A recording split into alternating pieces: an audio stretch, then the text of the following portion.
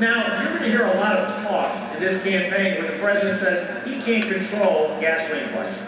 He can't do anything to lower the price at the pump. This from a man who promised the oceans would be healed and the earth would be healed and the oceans would start to become less warm after we elected him. I think he's being too modest for once when it comes to his abilities to influence gasoline prices. There are at least 6 things this administration could do.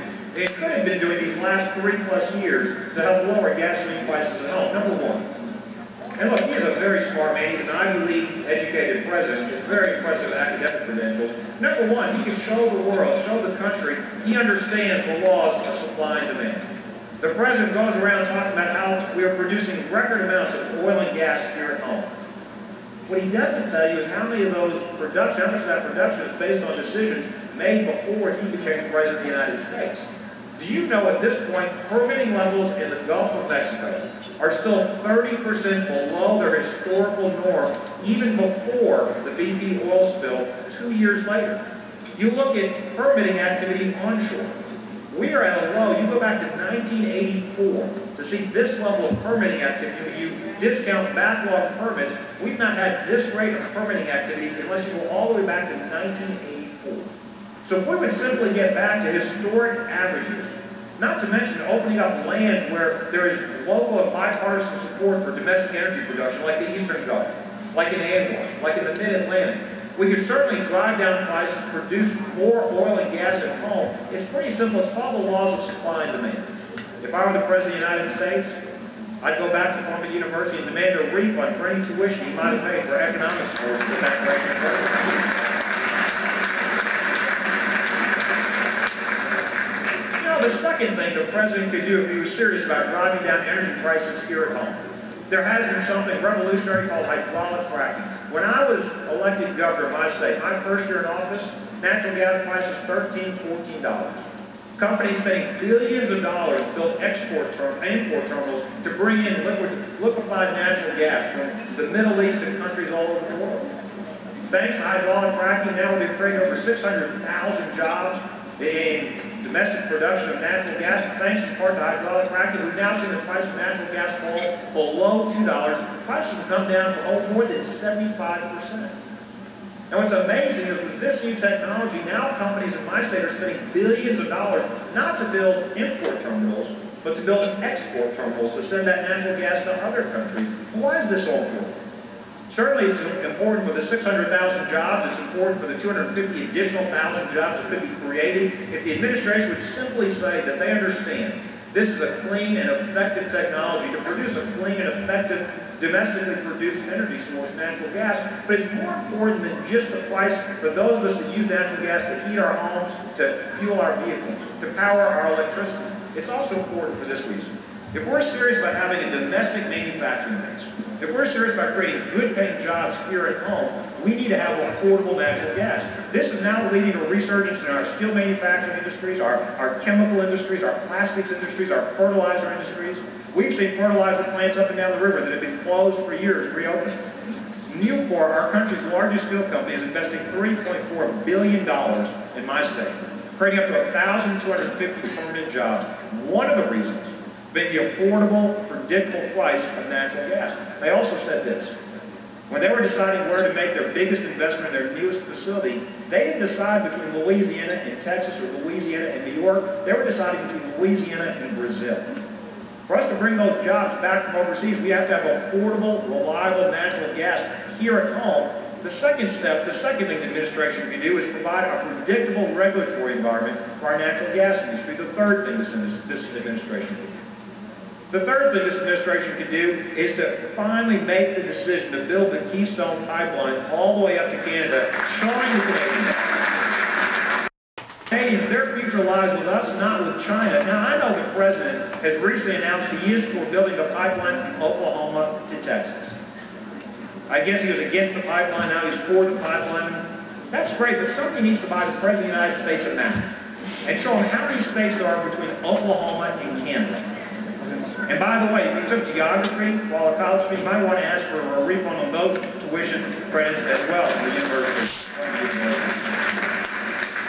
The fourth step this administration can make if they're serious about lowering prices to embrace clean coal technology. China is now the largest importer of coal. They've earned as a candidate for president, this president said that he wanted to cap and trade legislation that would bankrupt any company thinking of building a new coal-fired facility in the United States of America. Well, he has to understand, as long as China is burning every piece of coal they can get, doing so, prohibiting coal here in America, making it so expensive in America, does nothing for the environment. All it does is make our electricity more expensive and makes it more tempting for more of those manufacturing jobs to go overseas. Fifth thing this president can do, if he's serious about lowering energy prices at home, is to show that he understands that you can't raise taxes on an industry and expect that to result in lower prices. Instead of singling out one industry for higher taxes, he should instead have favored crony capitalism that has resulted in Solyndra and other types of sweetheart deals. He should instead say he wants a lower, flatter tax code without the loopholes, without the sweetheart deals, and let these industries compete on a level playing field.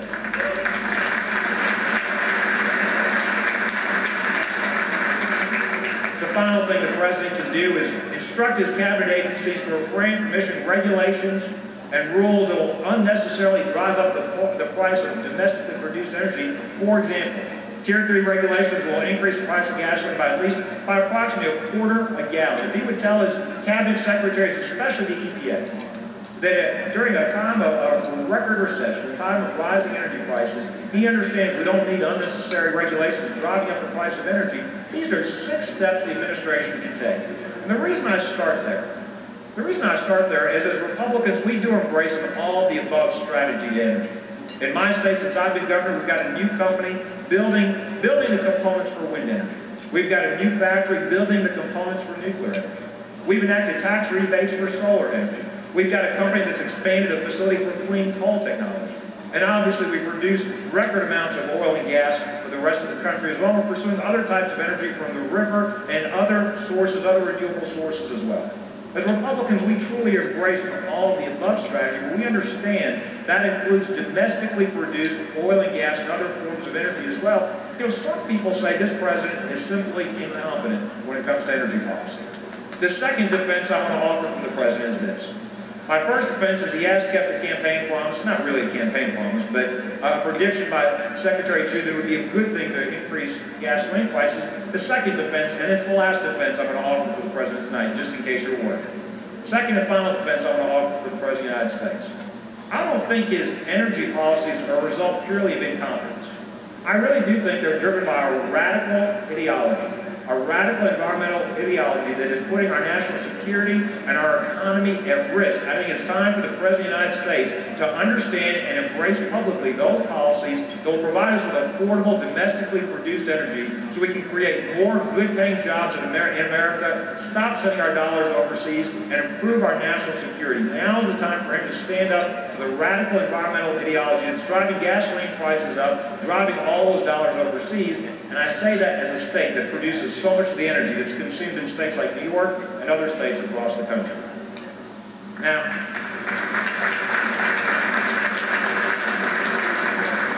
I didn't come tonight here just to talk about energy policy. I want to talk to you about this election and what's at stake in this election. You heard the speaker say this may be the most important election, certainly in our lifetimes. I've heard Haley Barbour say that, I've heard others say that, and I think they're exactly right. Why do I think this election is so important? You know, this election is not about who gives the best speech, who looks the best on TV. This election is about two very different views of America and the American dream. This election is about what kind of future we leave to our children and our grandchildren. On one side, you've got what I would call the Occupy Wall Street perspective. Now, what do I mean by that? This is a perspective perpetuated by our president that is embodied by class warfare and envy. It's the politics of redistributing our wealth. It is really the politics of managing the slow decline of this great country. It is a philosophy that says we should resent those that have been successful. You know, when you look at this, it really is a policy that leads us down the path of Greece and other European countries that aren't really trying to manage a dynamic, young, growing society, but are trying to redivide what is the little economic pie that is left. And that's one approach. And we're going to hear a lot from the president talking about class warfare and envy and various political promises and empty rhetoric trying to divide us from each other. don't know about you, but that's not the American dream that I grew up embracing. There's another philosophy, the conservative philosophy, the Republican philosophy, that talks about creating more opportunities so our children can do even better than we do. And before I even get into why I think this is so important, I want to share with you a story about why that American dream is so important. It's the heart of this election, and it's really what we as a party stand for. My story starts with my father. You know, Mark Twain said this better than I can say. He basically, I'll paraphrase, he says, the older you get, the smarter your parents become. I'm now the father, my wife and I have 3 beautiful young children, and I'm understanding what he wrote, what he meant when he said it. You know, I don't know about you, but when I was a young child, so often I would say to my parents foolish things. Like, I'm never going to do that when I grow up. Or I'm not going to treat my children that way. And I remember my dad would say things to me that I swore I would never repeat. Like, as long as you live under my house, you follow my rules. Or this family's not a democracy. And I don't know about you, but slowly and surely I'm becoming my father.